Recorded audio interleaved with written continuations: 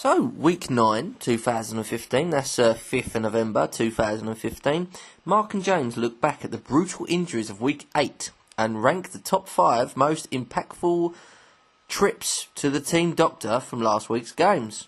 They also run the week 9 matchups and look at Florida State's Jalen Ramsey and get stuck in with another, scroll down, another round of Play Your Stat Card Right. Oh, just so you know, yeah, I'm actually talking about my friend Mark's Pigskin Podcast.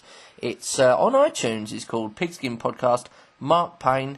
Look it up. If you're into American football, it's very good listen. Look it up.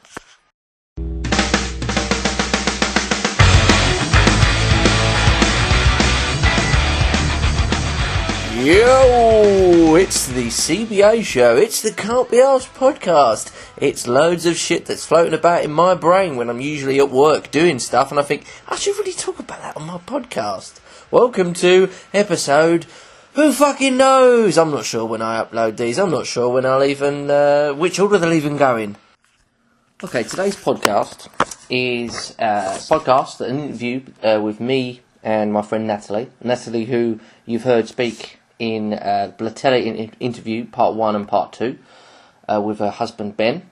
This is just an interview with myself and Natalie regarding how we knew each other, how she started liking films, and specifically about her first film that I starred in, the leading role, Jesus Christ, called No Saints.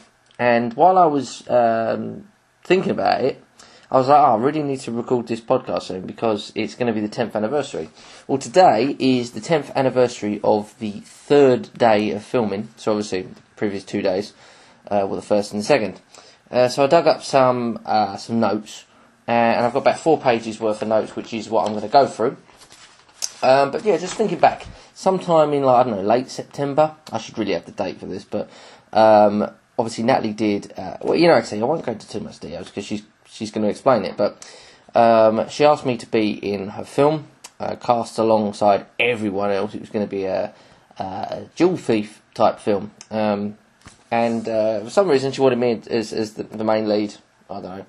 And Kylie, my friend Kylie Bannister, was going to be the I was going to say heroine, but no, we're not heroes.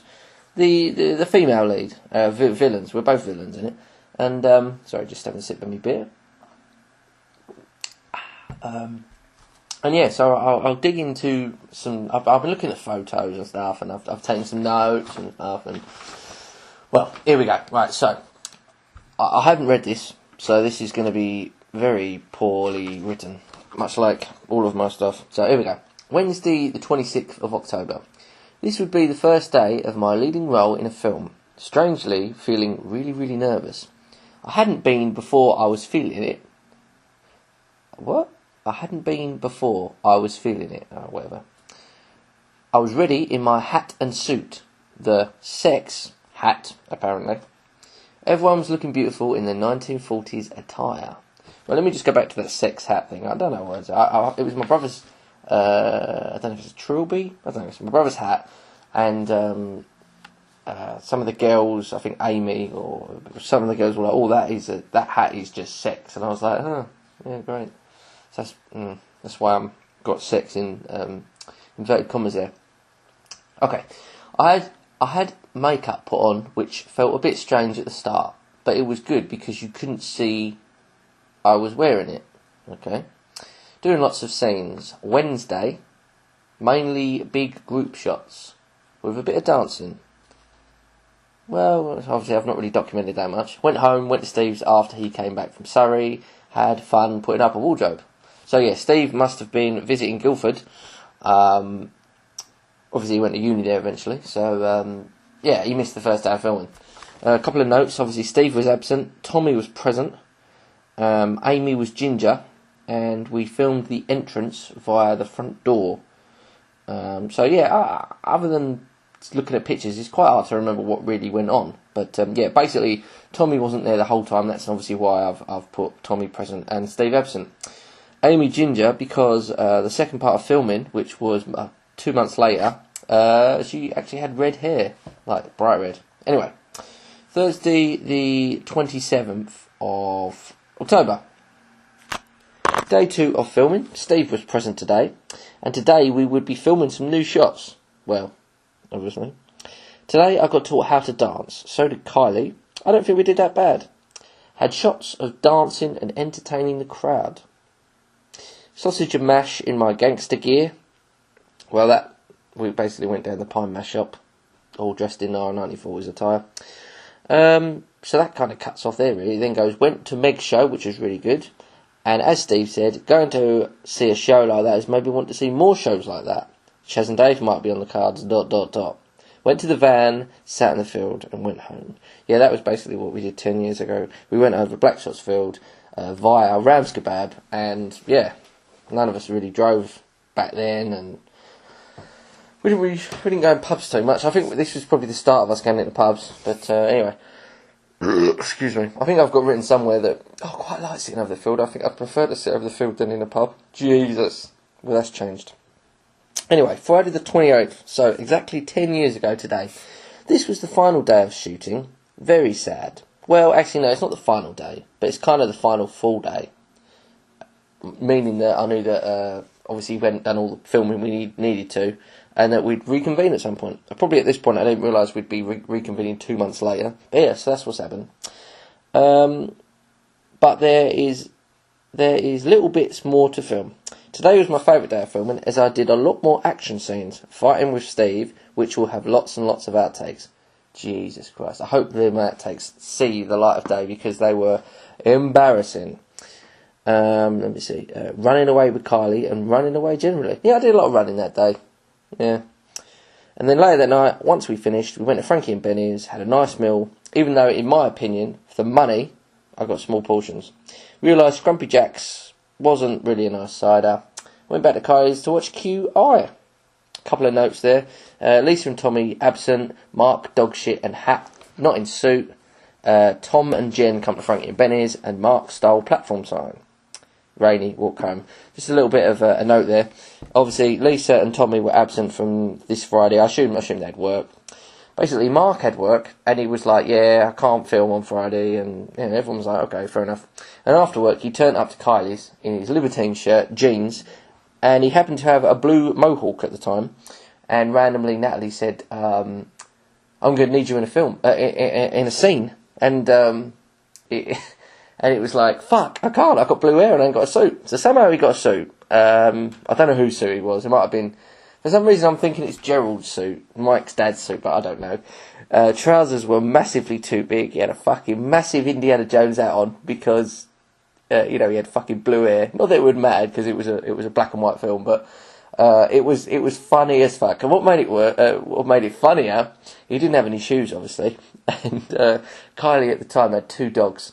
And there was a bit where we were running away because we'd stole the jewels, and he tried he trod in dog shit in just his socks.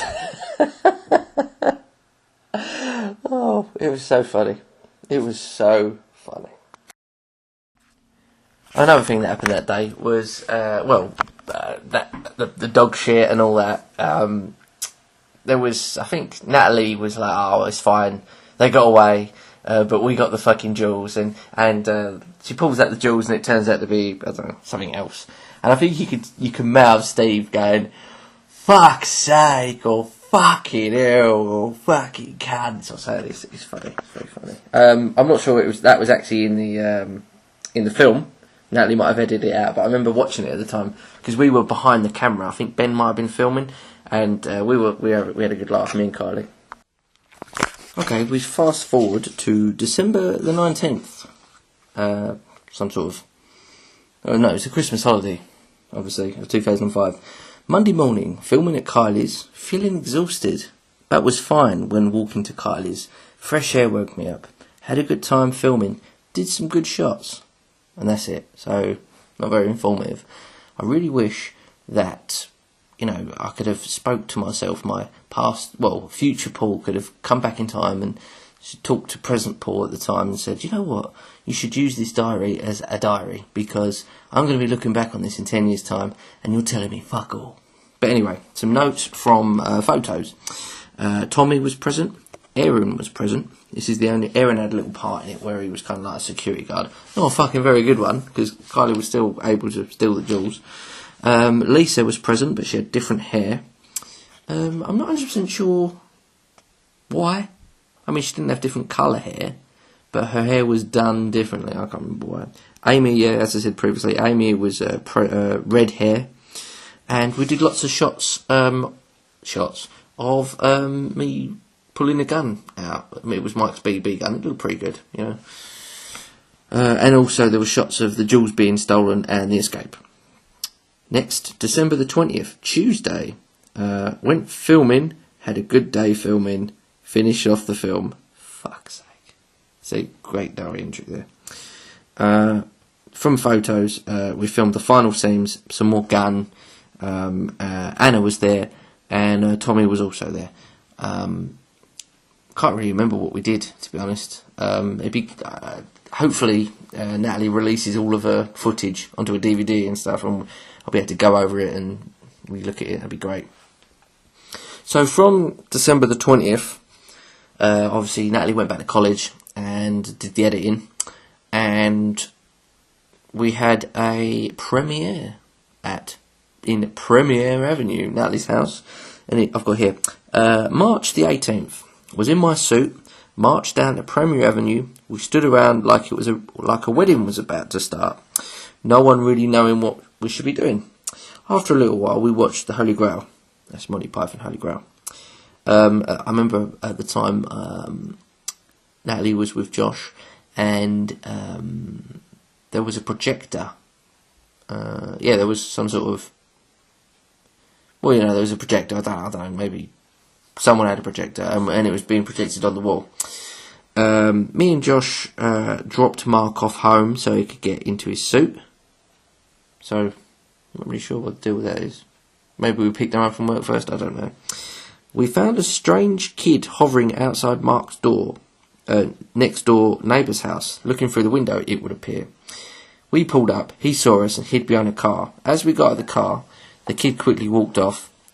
We thought this was very strange. The boy from the house and came out. We described him... I don't fucking know. Terrible sentences there. Went and got Steve. He was working at IKEA time. Came back, dropped him off. Went to pick Mark back up. Went to Londis, bought some booze. Bloody hell. Obviously, Josh was very generous with his lifts. Bought some booze, came back. Everyone that we thought was turning up was now here. We then watched the film. I do remember there was an issue, which was because we'd been watching DVDs or The Holy Grail for so long, the DVD overheated, and when Natalie finally put in her No Saints for us to watch for the first time, it didn't work. I remember she got very upset about this. You know what these DVD players are like. It was, one, it was obviously a burnt disc, so it was a cheapo copy disc, which you could only get at those times. And obviously the DVD player was red hot from being used for so long. But I think what happened was they unplugged it and plugged in a new DVD player, and then we were able to watch it. And I've put in here, 'twas kick-ass. We watched it a few more times, went outside, and popped all the champagne in celebration of the film. Steve went on a rampage and got everyone wet. That was good. I remember Leanne turned up, I think, for a birthday. Birthday? Her birthday's late February, so for her birthday we got her some sort of photo shoot or something, and she'd come back from that, so she was looking really glamorous, like really dolled up. And then obviously Steve, Formula One with a champagne bottle. She was not fucking happy. Anyway, we then had the Macadamy Awards ceremony. I'm not really sure what why it was Macadamy, I don't know. We're not Scottish. But anyway, with Josh presenting the awards. I won Best Actor, ... I've put, because, I really wasn't a good actor. Kylie won Best Actress. Steve won Best Fight Scene. Fuck me. Natalie won Best Director, and Ben won Best Producer, and Tommy won Best Comedy Role. Fair enough. They were, if I remember rightly, they were bottles of matey, which, you know what, I probably still got somewhere, that was spray painted gold. By this time, my head was starting to hurt. I had a pounding headache. I decided that I wanted to go home as I thought sleep would be the best option for it. I was debating on leaving, then I thought I might go to the van with people, get some fresh air. That really didn't help. The van being the kebab van that we were so loyal to. Got back. Natalie then said if I wanted a painkiller. Natalie said if I wanted a painkiller. God, I'm so terrible at writing. In which I accepted. After a little while drinking lots of water, it did the trick. Kylie had turned up at the party after coming back from Holly's birthday, part 2. Part 1. What was part 1? I don't know. She was quite a bit wibble wobble. What was done next was lots of guitar playing, some yoga in which a lot more was seen than expected, about 3 times. Right, yeah, what that was. Obviously, Kylie had been in a limo and clubbing and something, and she was very drunk. But she was also wearing a party dress. So I remember it vividly in Natalie's living room. Me, Mark, and Steve were all sitting on the sofa while Kylie was rolling around on the floor. Suggesting that she was very good at yoga. She may be, she may not be, I can't remember. But obviously, doing certain things, her skirt was riding up, and, well, a lot was seen. And there's Natalie going, Kylie, trying to get her to cover her modesty and, be more ladylike. But, yeah, it was quite funny. Where else were we going? Right, so I carried on drinking water, and being sober, I decided was quite good for a change at a party. I could have just as much fun sober as if I was drunk. Watched Kylie play some piano, after which she laid on the floor. Once again, a lot was seen. Yeah, I think maybe I don't know. I think this was top half. I think because she was drunk, kind of things were visible. But anyway, and then I've put in quote, Kylie, that's not very ladylike. Oh well, I don't care.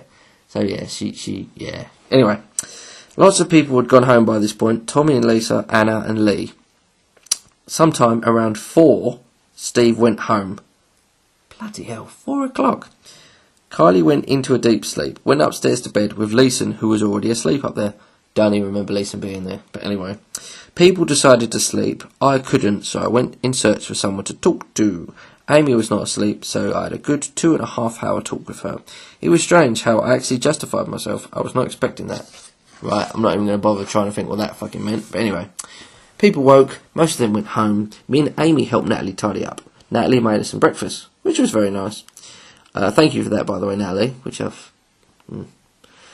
People used to read these diaries back in the day. Kylie joined us, as did Josh, as did 2 police officers.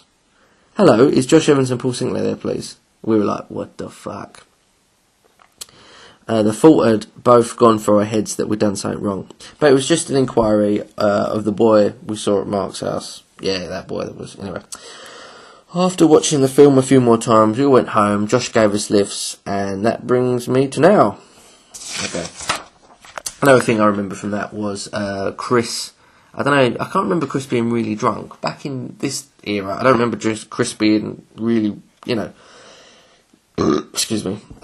These days, Chris can really drink a shitload, and he's been drunk a lot. But back in this time, I don't really remember that happening, but I do remember him randomly being sick in his hands and going outside and just like dropping it on the floor. But anyway, so if you want to carry on listening to this, hope you enjoy this interview that I've had with me and Ali. I enjoyed it. We cover various topics, and then after that, the next episode will be about, well, I don't know, it depends when I upload it. I've got an interview with her husband Ben, which is about how me and Ben know each other and how far we go back. So enjoy the interview. Okay, Natalie. So my first real memory of you wasn't necessarily memorable. And I'm going to say why. That sounds quite awful, but because, right, you were a nice person. Thank you. And the reason I say it like that is because sometimes the arseholes are a lot more memorable on first encounters. Yeah. If you know what I mean. Have you got any sort of first memory of me? I mean, maybe when I say me, it's probably lot. The grey school lot. Yeah. Not necessarily me personally. I remember... Just dropped me on the material. I don't remember the exact moment it happened, but I remember suddenly being aware that our group had merged with another group. Infestation? Yeah. I remember that we, as a William Edwards school group, sat together, and I was aware that there was another group that was very close to us, and then we just sort of merged into one. And I think the first time that I really started to get to know the Greys lot, it was around the time, because I used to do drama, and I did a play with my dad's theatre company called House and Garden, and Lisa actually wrote an article that was put in the Gazette about it. Yeah, I still got it somewhere. And Mark Payne realised that I was the same Natalie that he had known in his childhood, because my parents and his parents were best friends. My mum and his mum were best friends in East Ham, and my dad and his dad were best friends in Grays. And when my parents met and got together, they introduced them, and that's how Linda and Dave met. And so we've known each other since we were both born, essentially. But was there a period of time where you kind of drifted? There was, yeah. We used to see each other, I would say semi-regularly when we were like kids, and I think from probably about the ages of 8 onwards, we just didn't see each other. Not your parents might have done, but you guys... Parents probably did, but for one reason or another, we just Well, I mean, Mark's sisters would have been older than us and not wanting to... Yeah, so for one reason or another, we just stopped sort of just meeting each other or something like that.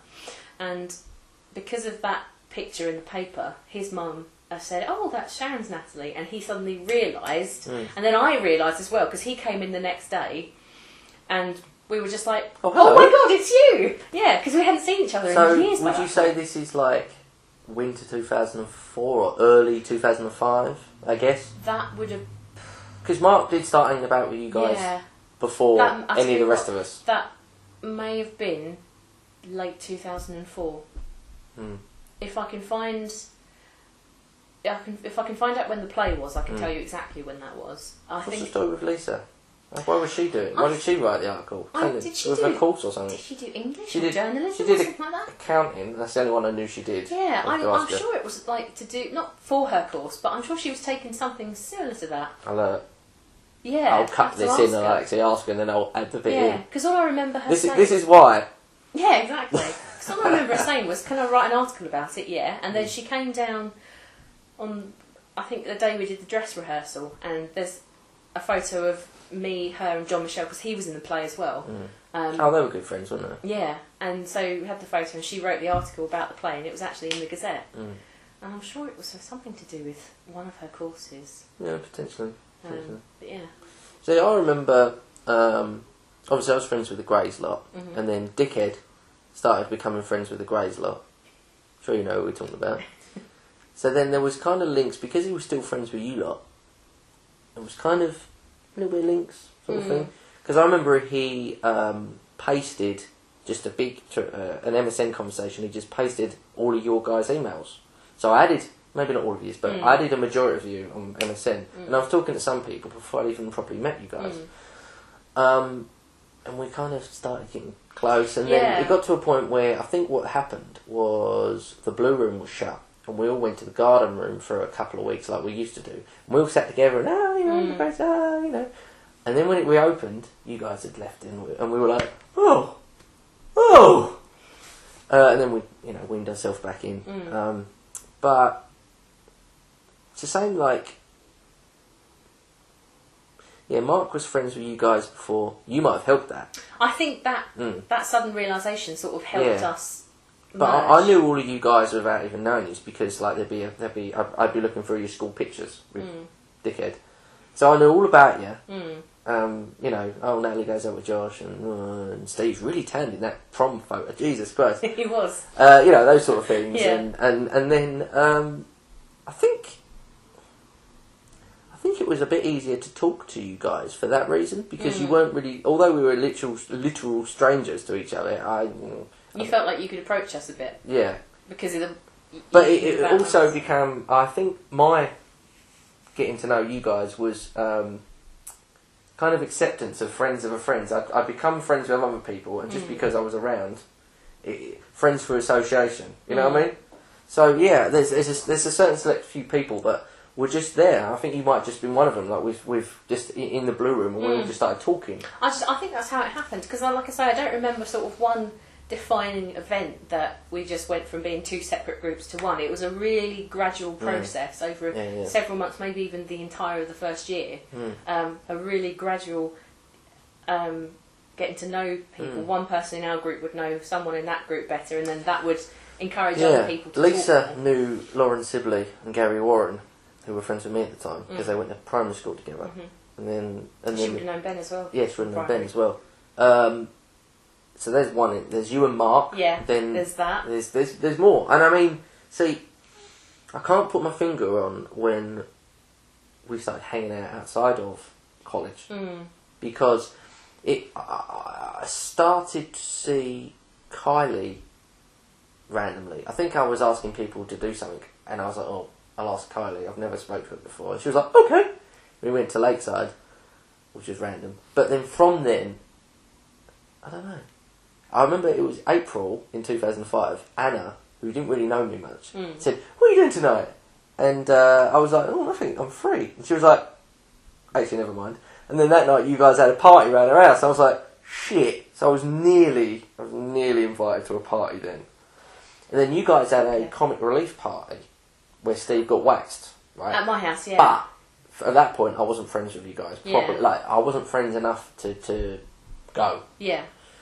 Not many people came to that. It wasn't a huge thing. No. But like a year or so later, I probably would have been there. So I'm still trying to. So February, because that's February, isn't it? Comic relief. Yeah, something like February, that. then April. Yeah. So I think around the May time of 2005. Yeah. So that would have been Steve's 17th birthday. Yeah. Right. Yeah. So. Yeah. Because then it was just friends of association, because then we'd go... we weren't going to the pub at that point. No. We didn't start going to the pub till like October. Yeah. November time. So we... I don't know, some of us... I started hanging about with Steve in May, and I spent a lot of time with Steve. And then, as I say, friends of association, I think. Which is quite interesting, because it's easy to forget that Steve didn't go to Palmer's. I know. I don't know why. It always surprises me when I remember that, because it's just like... I don't know, still then, we just saw so much of each other. Yeah, and like how I become like most friendly with Steve. Yeah. And I didn't see him. That's what makes it easy to forget, because there was no real reason otherwise for you two to meet. No, him going to a different college entirely, you not coming from our school. Yeah. See, I met... Steve was one of the last people.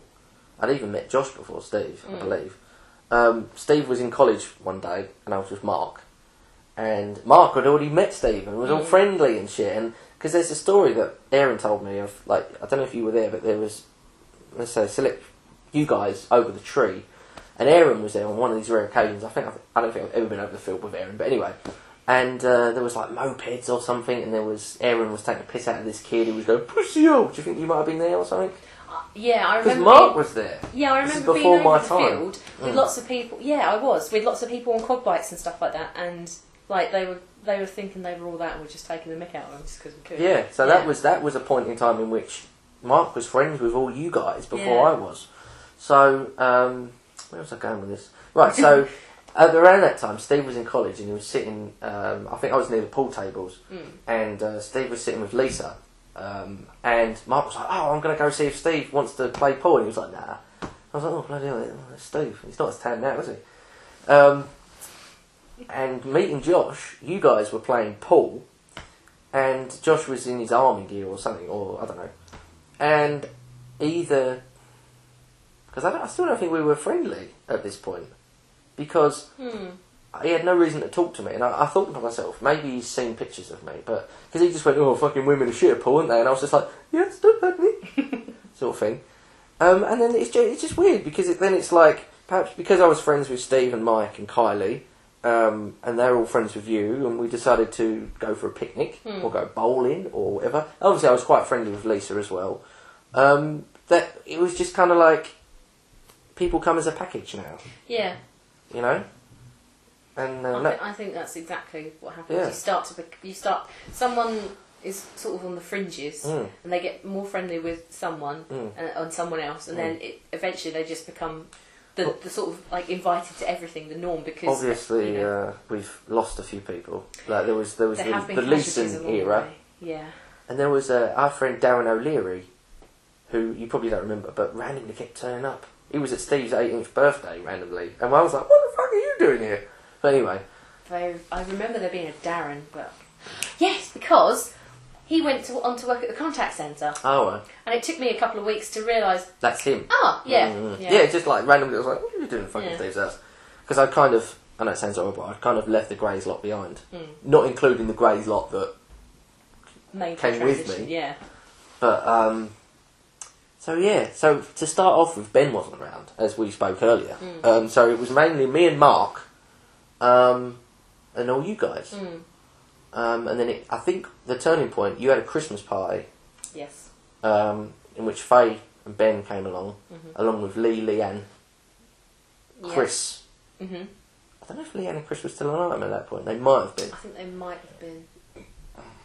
Oh, but this is second year of college, though. Oh no, they wouldn't have been there. No, I don't know. I don't even know, to be honest. When we were away... Oh, actually, I'll come back to this afterwards. But yeah, so that's when they all turned up, and then we were one whole big happy family. Yeah. Dickhead finally fucked off, and some good times. That was a good Christmas party. Everyone was there. Tons of presents under the tree. Okay, now the Christmas party was the one where everyone turned up to, but like Ben has said previously, Ben was at Tommy and Josh's, so that was October 2005. Didn't you have a bonfire party as well? You had a fucking string of parties. Oh, I did, didn't I? Yeah. Because you had your September birthday, yeah, and then I think we randomly just had a party. Yeah. And then there was like Eurovision. Then there was like bonfire, and then Josh and Tommy's, and I'm sure we had a little gathering. When you ran Steve's house for Josh and Tommy's as a decoy. Yeah, we were round. It was me, Josh, Tommy, Lisa, Steve, maybe Mark, I think, and we were just round there hanging out. And me and Lisa said, Steve's like, "I've got a new engineering thing I'd like you to all see." Yeah. So we were around there for... What was the reason? I don't even... I think we were just hanging out. We go around Steve's. Go around Steve's house. So we were in his bedroom just chatting. And then I think we suggested, me and Lisa and Steve suggested, "Oh, we're hungry. Can we go to Ram's?" And we're like, yeah, good idea. And I said, "Wait, I forgot on my purse." Obviously being over the road. We went over and I said, "I'll come in quickly because I'm not sure where it is and it's cold outside. Go wait in the living room." Sent them all through. Everyone's waiting there. Surprise! That was filmed, wasn't it? It may have been. I don't know Lisa who filmed it. Lisa had a camera at one point, didn't she? Yeah. Yeah. So Ben was at that, and we got just like Sparko. I think I did have a firework thing that year. Yeah. It wasn't massive. It was just. No, I remember your dad trying to cut a coconut with a chainsaw. Oh gosh, yeah, that was my Hawaiian party, which was the last party before my parents knocked the house round. Bloody hell, Hawaiian party, forgot about that. Yeah, and he decided that the best way to open a coconut was with a chainsaw with his foot on it. So when would the Hawaiian party have been? That was the summer of 2006, because they started the work sort of September, October time. Okay. Changing around the living room and the kitchen. Because there was also... It was the last party I was allowed there. Although we did have a small gathering for Ben's birthday before we went away. And we were in the little living room. Yeah, in the front room, which was, tight. Then I'm trying to think that we had loads of parties around your house. We did. Because we ended up back at yours for New Year's, and we were at New Year's in the karate hall. Yeah, and then the police turned up. Yeah, remember? And then loads of us walked back to mine. Yeah. Not all of us, but there was a fair few. I know. To be fair, every time I stayed over your house, I had no reason to stay over your house. I know that Steve was closer, but I had 5 minutes walk. Yeah. You had plenty of. Obviously, you had all of your birthdays there. There was a birthday where I fell down the stairs and I passed out drinking Southern Comfort. And I think Ben was like, I was sleeping on the sofa like that. Ben was like, "Yeah, we put your head forward in case you choked and died." Yeah, I think some of those were just let's randoms, get together. Yeah, I know we had a party for A-level results, which may have been that. Because, again, there wasn't many of us. We had the No Saints premiere. Had the No Saints premiere. That turned into a fucking slumber party or something, maybe? I don't know. Yeah, several people stayed over. Kylie turned up drunk. Because the No Saints party was Holly's limo 18th birthday thing. She come back rat-assed. Yeah, absolutely, yeah. Yeah. So where did the idea of filming No Saints come from? I kind of jumped it, but still, we'll come back. When I started doing film studies, because I did communication studies, psychology and theatre, thinking I wanted to do acting. I picked film to complement it, basically. I was always interested in film. From a very young age, my parents would always make me watch good films, old good films, if it was like, oh, this is brilliant, Have you've you got got to watch some this. off the top of your head you can think of? Because that was going to be one of my later questions. Anchors Away, which is a Gene Kelly film. You've probably seen the clip of him dancing with Mickey Mouse. Oh, yeah. I remember my parents saying, oh, you've got to watch this is really good. Barefoot in the Park is another one Mum made me watch, which is a Jane Fonda film. Just all different kinds of films. If it was a good old film, they really encouraged me to watch it.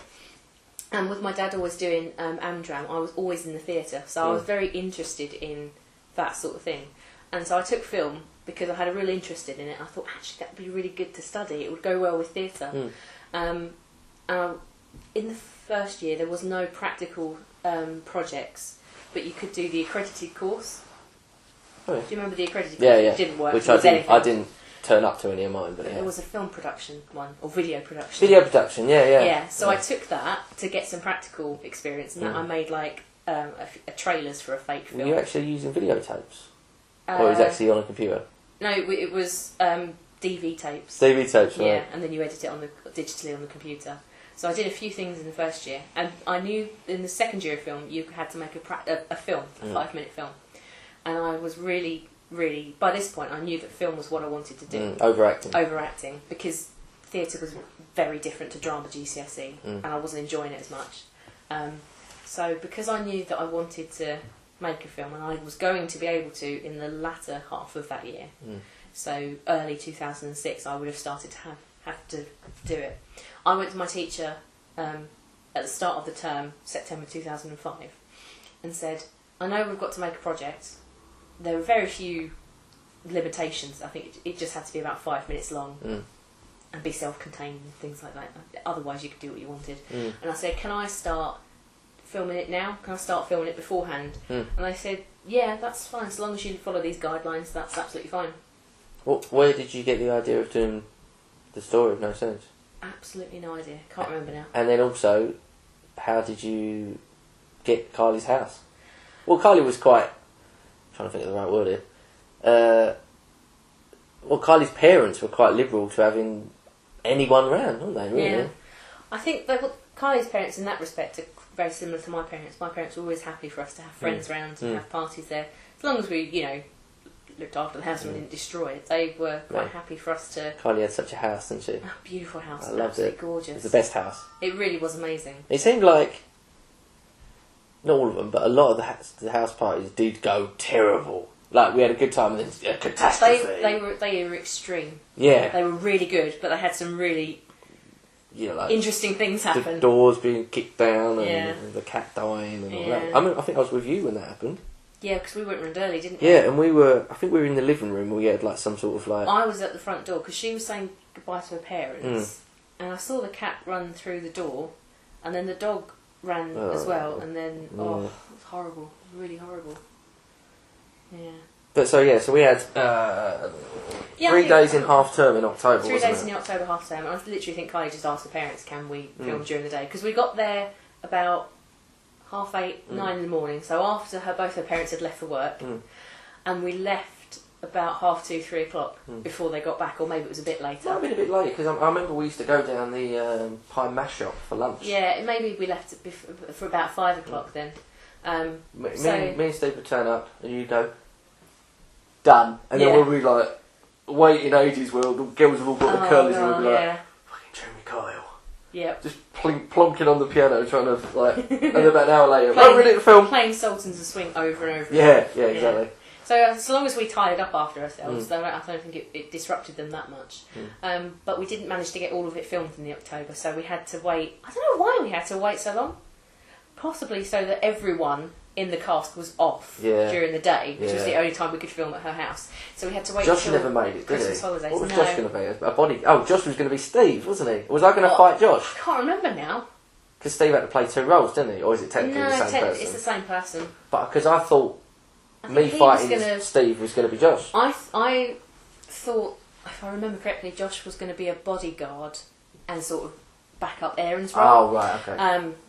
Because I was trying to get as many people in it as possible. Not because for any particular reason other than not to leave anyone out, really. But Josh couldn't get back when we were filming, obviously, because... Midweek as well, yeah, wasn't exactly. But yeah, so then we finished it off in the early part of the Christmas holidays. And Aaron was a proper fleeting visitor. I remember even, because he lived in Gravesend at that time. Yeah. And he was like, the Jojo's stolen! Yeah, right, I've got to go. He was there for like an hour, 2 hours at the most, yeah. So I wrapped filming on my project before anyone had even been set it. So I was editing it really early, from January I was editing it. And looking back now, it took me ages. And now I could probably do it in like 2 hours. But it took me ages. Probably because the computers were PCs and they kept crashing all the time, and there was only 4 between the entire Didn't you have like Adobe department. Theatre or something? No, Premiere Plus. Premiere Pro or something. I had Premiere Pro at one point. Yeah, it's alright, but PCs just, especially those PCs, they were so old. So yeah, by the time I had finished my project, people were thinking of filming or had filmed, and they were desperately trying to edit, learn how to edit before they had to hand it in. Because I had done projects in the first year, and I had used the computers in the first part of the second year for, again, just practice. I knew what I was doing, so I got it done really quickly, and I got a really good grade. And they still use it as an example now at the college of what you can do. Well, yeah, that time I went into college with Sinead, and like she was able to get me a copy of it, because it was still like, that film. And I don't know whether the bloke had watched it so many times, but he didn't say why, because he probably then went, "Oh, you're in it." Yeah. But you know what I find? I don't know if you agree with me. Like college seems like it went so quickly, but so much went on. Yeah. Like, how did we pack in? Because there's times I remember just being at college, like in between lessons, going, "Oh, I'm so fucking bored," right? Or there'd be the diary entries of like, "Oh," sounded like nothing's happening, but you think, "Wow, the events, bang, bang, bang, bang, bang." Yeah. And it was only a small... Well, although college was 2 years, for you guys, you can just... Yeah, it's 2 years. But for me, the first year of college was kind of nullified, because I didn't really have that many friends and stuff. And my memories of college is like a year and a half of when I got with you guys. See, I feel the same way, sort of. It feels weird that it was only 2 years. Yes, I say, it that's feels it. like we got so much done. And I think for me, I feel the same way about school. I quite enjoyed school. I know a lot of people don't enjoy it, but No, I enjoy school. For me, it feels like years 7 to 9, sort of quite uneventful. I just sort of did my work, had some friends and things like that. And then when I met Kylie, because we met during Guys and Dolls, which was 2010, we had... 2010? 2003. Right, yeah. Year 10. There That's we what go, I'm trying to say. yeah. Year 10 we met. And I was sort of aware of her and she was aware of me, but we'd never actually spoken, and then we sort of realised, actually, we get on quite well, don't we? So we met during Guys and Dolls, and then from that, I sort of realised that actually, I really get on with Kylie, and then I sort of was starting to be introduced to her friendship group, which is the group. So, because originally I was just off with my other friends that I was in my year group, my working group with, and then through Guys and Dolls, I met Kylie, and I became friends with, people like Steve, who I didn't know before, and other people. Although you've got the road from you. Exactly, yeah. So year 10 and 11, I really sort of became part of the group, and then so by college, it was just a case of, we've got some new friends, sort of things like that. But it still feels for 2 years that we got. Like, we did so much. Feels like at least 3-4 all years. All the parties that we did, all of the times that we went picnics and went to the Oak, and it's just like, my God, we must have been out every day doing stuff. To be fair, I haven't really ever got over the whole doing something every night, because we pretty much did something every night. Yeah. And even if there wasn't everyone, me and Steve, I'd just be around Steve's house in his bedroom or something. Yeah. I've never really got over that, because not a lot happens these days. I went down the pub with Greg yesterday, but before that, I hadn't done anything for about 2 weeks with anyone, But the relationships, like they're like fucking dominoes falling over. Like there was chops and changes and stuff, and you think to yourself, and then you go, hold on, that was in like 18 months, Yeah. a lot happened in a very short space of time. Like, the one that came out of nowhere was like Megan and Mike. Yeah. I was like, what? But, I think that caught a lot of people off guard. But I think that's just what happens at that age, isn't it? I'm glad you and Josh are still you and Josh, you know? Like where were we? We were somewhere and your parents were there. And he was like, he went over and was, oh, hello, you know. I don't know. Was that around mine or? I know, but it wasn't your wedding because he couldn't make it. No. And he was like, wanting to kill himself that he couldn't make it. Really? Yeah, he was on the phone to me like, oh, I'm really bad. Oh, please go up and, you know, talk to your parents and all the family. And I was like, you don't know me, but Josh says he's sorry. No, he was like really gutted he couldn't make it. Yeah. You know, some people can be a bit... I think it depends on the breakup, the age that you break up and the way you leave things. And although I broke up with him, and I did feel really bad about that, it wasn't because of any other reason. I just think we drifted apart. Well, you know what else helps? You know, you both ended up in relationships soon after. You know, sometimes I feel the people that are bitter are the ones that stay single for a while and see the other person happy. But yeah, like so much has gone on, and then you think, wow, that was 10 years ago. You know, exactly. I'll have a more, because usually with these podcasts I do an intro and an outro sort of thing, because while I'm editing it I think, oh, I should have said that. So I'll have a look through, because I did make some notes about this podcast, and I might even be able to pinpoint when we become friends properly. But I'm pretty sure it was friend of a friend, and it was just gradual. Friends for association. Yeah, sort of and then thing. you just you have a free period, so you get chatting to someone. Yeah, I think that's probably. Yeah, I mean, like there was loads of people that you probably chat to that you never speak to now. Like there was like Laura Bacon, and there was like Lauren Boozy, and there was like. Yeah, a couple of those people I've still got on my Facebook. Most of them I don't, because we never really became firm friends like the people we did. Well, there was. I mean, I was always up for doing something, and a lot of the people had their own friends, and they just never turned up to anything. You know, we never invited them either. But still, you know. But yeah, was it a quote I saw the other day? If a friendship lasts longer, psychologists say, if a friendship lasts longer than 7 years, it's a friendship for life. You can always tell if it's a good friendship. Me and Kylie are the same. I mean, we sort of chat on Facebook every now and again, but most of the time I just see her when she comes down, and we go out for lunch or breakfast or something. Nice that you still do that. See her for a couple of hours, but it's makes all the like difference. no time has passed. I'm like that with a few people, like Kylie being one of them. Ben, I can talk to Ben like we were filming Anesthesia yesterday. You know, same with Aaron, Steve. You know, I don't think I've ever missed a weekend that Steve's been back. I've always made sure that I've seen him. And same with me and Kylie. Whenever she's down, I mean, it's quite handy because I work for myself. If she says, "Oh, I'm down this week. Are you free Thursday?"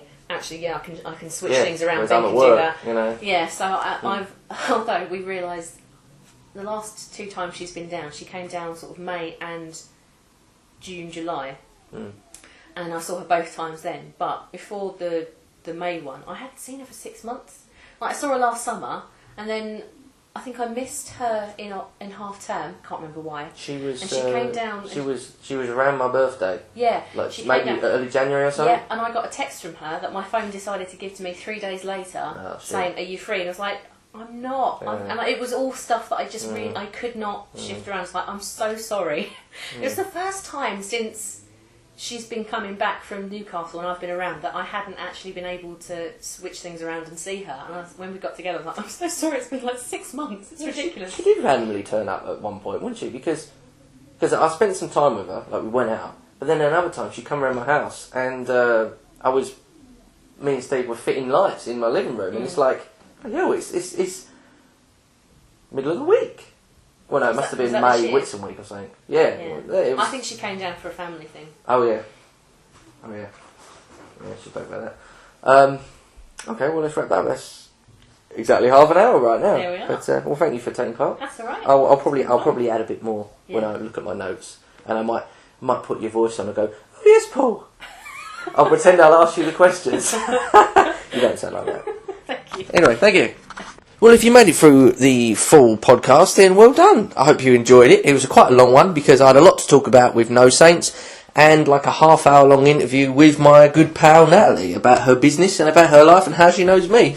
So hopefully you enjoyed it, and hopefully you'll stick around for more. Listen back to my previous podcast, the previous, I don't know, 1, 2, 3, 4, 5, 6, 7, I don't know. I can't remember how many I've put up.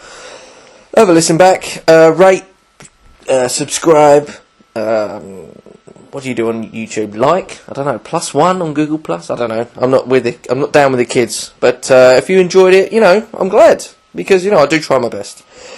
I do apologise. And as a good friend would say, shut up. Tonight the headphones will deliver the words.